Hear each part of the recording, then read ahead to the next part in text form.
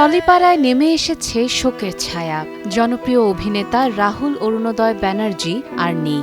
Shooting করতে গিয়ে পানিতে ডুবে তার মৃত্যু হয়েছে বলে জানা গেছে। মাত্র ৪২ বছর বয়সে না ফেরার দেশে চলে গেলেন তিনি। রোববার তালসারী সমুদ্র সৈকতে একটি ধারাবাহিকের শুটিং চলাকালে পানিতে নামেন রাহুল।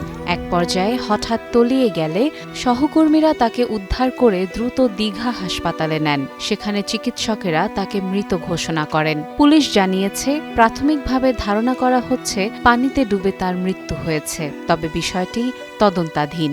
সহ অভিনেতারা জানান, শুটিং শেষে সবাই চলে গেলেও তিনি অতিরিক্ত দৃশ্য ধারণের জন্য থেকে যান। পরে দীর্ঘ সময় তাকে না পেয়ে খোঁজাখুঁজির পর পানির নিচে পাওয়া যায়। দীর্ঘ ক্যারিয়ারে থিয়েটার, টেলিভিশন ও সিনেমায় সমান দক্ষতা দেখিয়েছেন রাহুল। তার আকস্মিক মৃত্যুতে সহকর্মী ও ভক্তদের মাঝে গভীর শোক নেমে এসেছে।